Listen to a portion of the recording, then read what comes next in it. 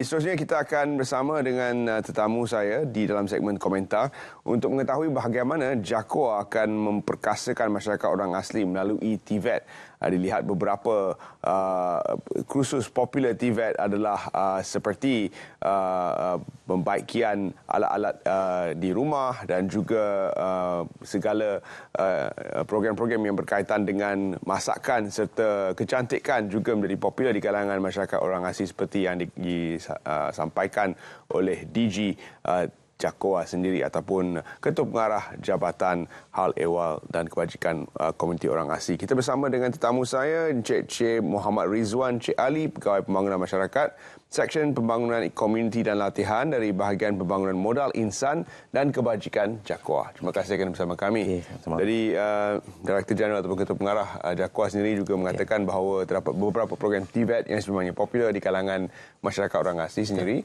Jadi, mengapa TVET menjadi jalan yang paling mudah untuk kita menaik taraf masyarakat orang asli? Okey, pertama sekali saya mengucapkan terima kasih kepada pihak RTM kerana sudi menjemput JAKOA. Ini saya betulkan sikitlah, dia Jabatan Kemajuan Orang Asli. Dulu dikenali sebagai Jabatan Hal Ehwal Orang Asli. Jadi sekarang Jabatan Kemajuan Orang Asli di bawah Kementerian Kemajuan Desa dan Wilayah.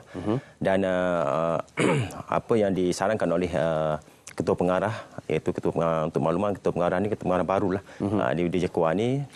Selama 2 tahun berada di JAKOA, jadi banyak visi, misi dan yang diterapkan untuk menambah baik ataupun nak mempertingkatkan lagi usaha nak membangunkan masyarakat orang asli di Ulu Wanda khususnya.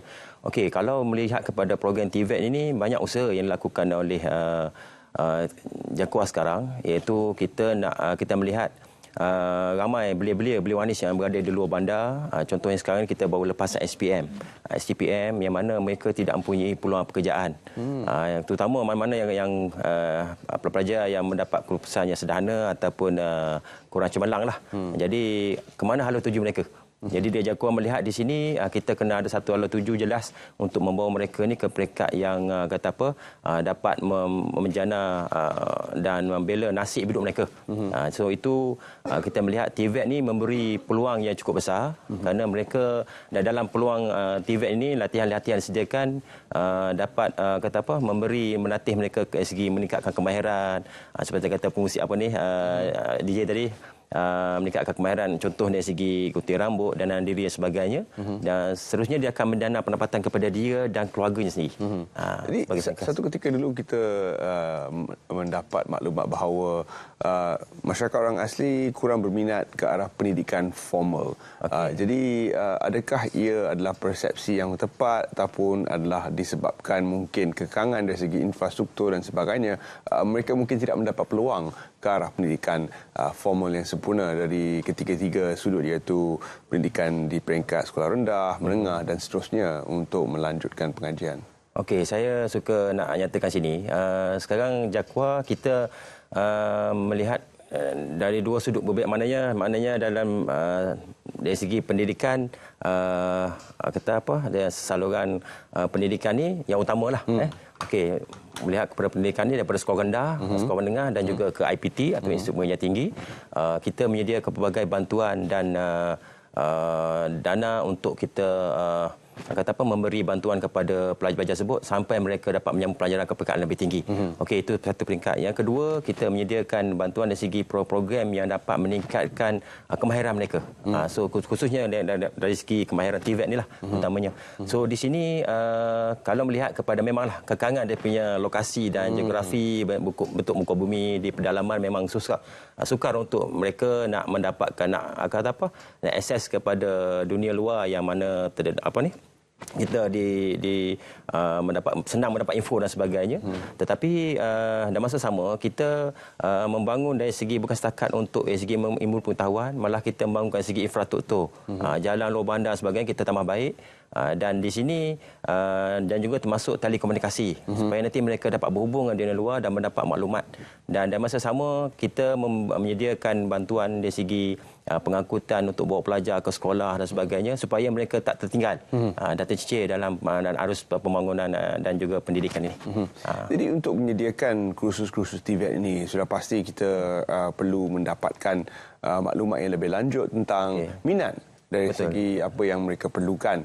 Jadi bukan sahaja minat tapi juga keperluan pasaran. Jadi kalau minat sahaja mungkin tak mencukupi, perlu ada keperluan pasaran. Jadi bagaimana pihak JAKOA membantu untuk menyeragamkan minat masyarakat orang asli dengan keperluan pasaran sedia ada untuk skill ataupun kemahiran-kemahiran Tibet?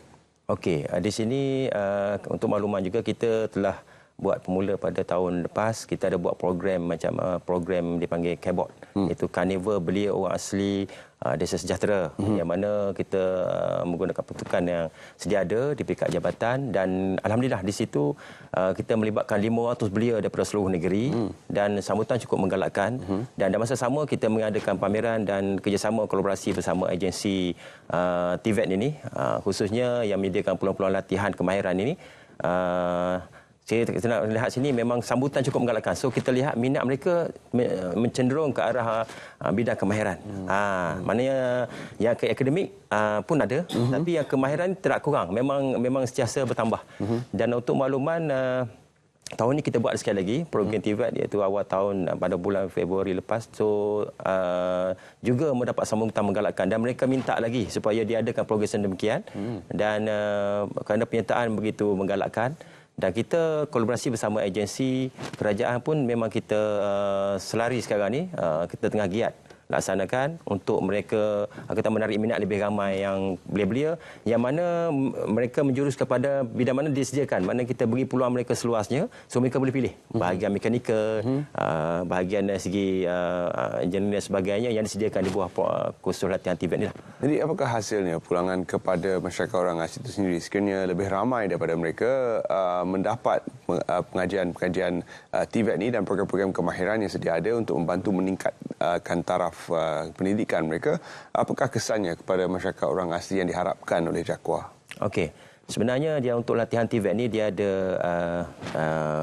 latihan jangka pendek dan latihan jangka panjang. Contohnya kalau melibatkan jangka pendek ni contoh khusus untuk 2-3 hari ataupun seminggu, dan khusus jangka panjang melibatkan tempoh dalam 6 bulan ataupun setahun. Dan ini juga melihat kepada pusat-pusat latihan media perkhidmatan itulah. So di sini contohlah yang kata Juruhabat tadi, kursus gunting rambut contohnya. Jadi di sini kalau di pedalaman ni sukar kita nak melihat mana kedai-kedai yang ada kedai gunting rambut macam salon dan sebagainya, tapi institusi TVET ni kita masuk ke dalam kampung-kampung pedalaman, pergi ke tempat mereka.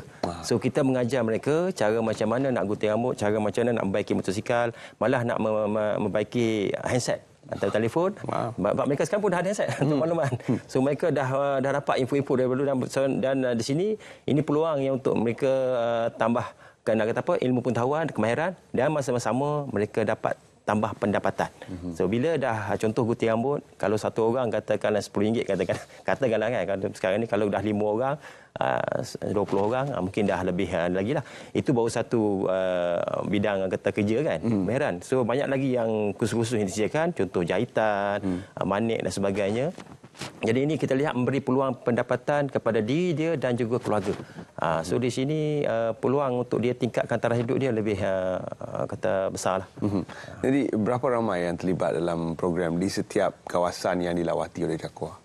Okey, untuk makluman kita ada 6 negeri sebenarnya yang melibatkan kawasan asli dan melibatkan 209,000 masyarakat orang asli di seluruh Semenanjung ni lah.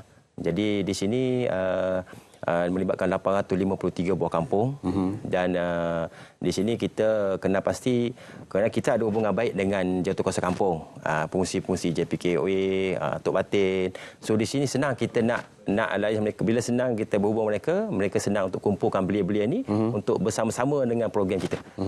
So bila mereka bersama, dapatlah kita bawa kemahiran ni ke tempat mereka sendiri, dan mereka dapat belajar apa yang mereka hendaklah, apa yang disediakan.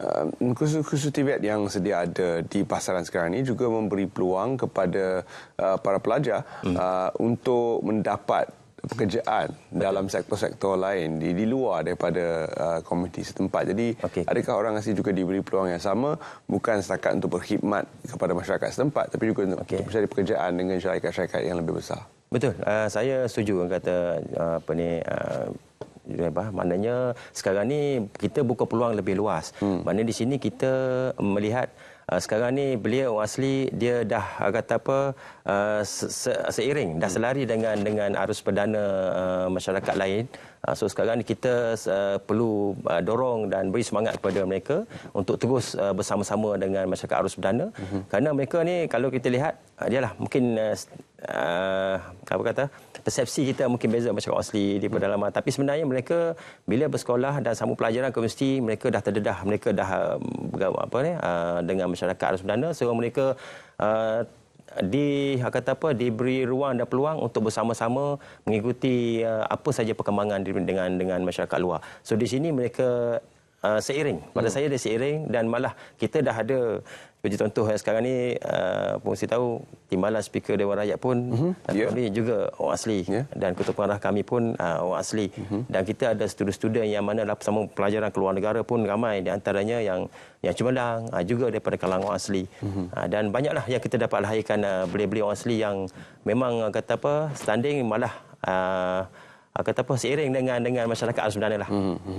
Diharapkan program-program TVET ini akan memberi peluang kepada lebih ramai masyarakat orang asli untuk keluar berkhidmat dengan kerajaan, berkhidmat dengan sektor swasta dan sebagainya untuk meningkatkan taraf kehidupan mereka. Terima kasih kita ucapkan kepada Encik Rizwan kerana sudi bersama kami di Sahabat Malaysia, dan semoga terus berjaya dalam usaha JAKUA ini untuk memartabatkan dan memajukan masyarakat orang asli. Seterusnya kita akan